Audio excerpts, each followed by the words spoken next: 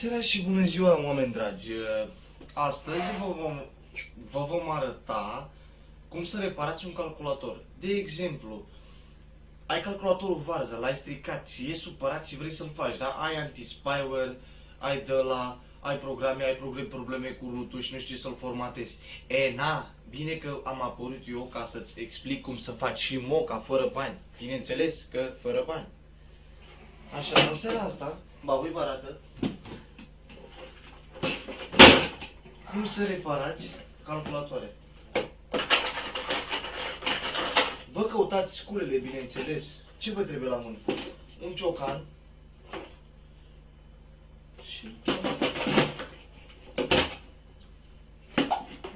și un calculator, bineînțeles.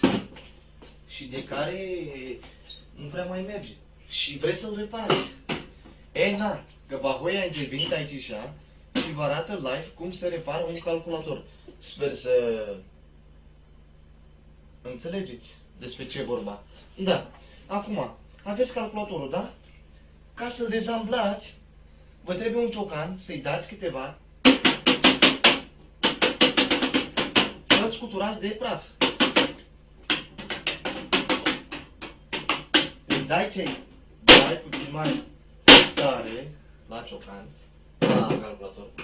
Intri cu șurubenița, bineînțeles, așa zis Bahoi. Ai de șurubat de câteva ori țaca-paca. Deci șurubezi, bineînțeles că e anti-spyware, anti...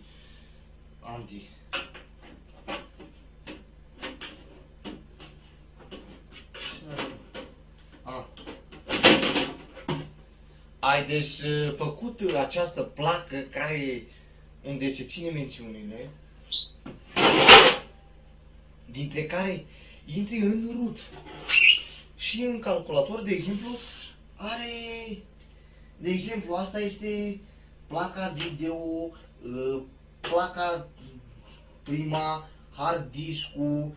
Aici și sunt multe elemente și dacă vrei să scapi de virus, tot ce trebuie decât un anti-spyware.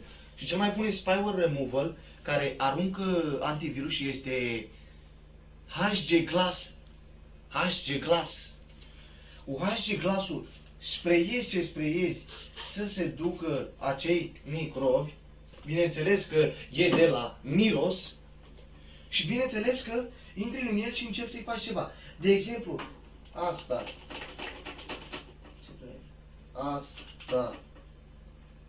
De exemplu,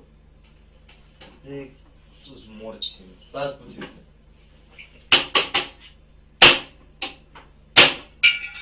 Îi scoți hard disk-ul și încerci să-l cureți hard disk-ul și încerci să scoți placa cu asta. Metoda țigănească, că merge, știi ce scoate antivirus. Sus morți. Aha, astea sunt generatoarele cu astea, chestiile astea. Astea sunt acele fire de percepție. Pentru că în astea vine în root. Deci până așa ceva poți să repari acel root. Și ce-ți mai trebuie puțin la calculator ca să repari? Deci scoți placa, aici este partea de hard disk. Și nu trebuie decât o șurubeniță. Și cu șurubenița, bineînțeles că încerci să scoți. De exemplu, să vă arătăm mai... nu știu dacă vedeți, oameni buni. Deci, uite, asta e placa de suspensie și bujiile.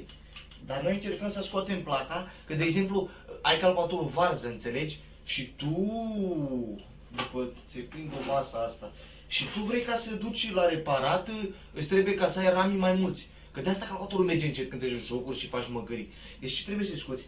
Placa și cu placa asta, care vine de la miros, intri în C-uri, de exemplu aici este partiția C și aici partiția B. ABC avem calculator care mulți nu vă instalați. Și asta este hard disk-ul. Cu hard disk-ul bagi șurubenița în hard disk. Aici.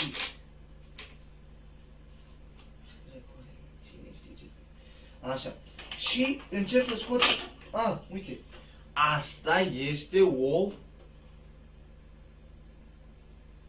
firele calculatorului. De exemplu, asta e inima calculatorului. Deci, așa poți să scoți virus. De exemplu, acești virus merge scoate cu acest program. Antivirus cel mai clar. Ai dat câteva jeturi, ai lăsat să se încarce, să dăm la așa. Și dacă vrei ID-ul meu de mes, Bahoi Style, da, Bahoi, cu Y, bară jos, stile, Bahoi Style. Așa. Și bineînțeles că pui asta aici așa și îi mai dai câteva în root.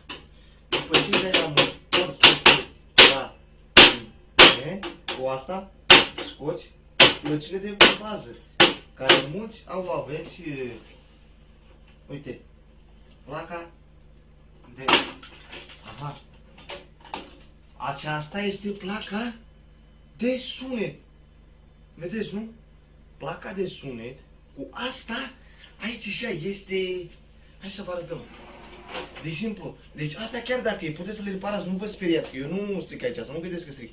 Asta este partea fenomenală a calculatorului, orașul, aici unde sunt talibanii, aici țiganii, aici stai eu la vila asta albastră, aici așa, vedeți, nu?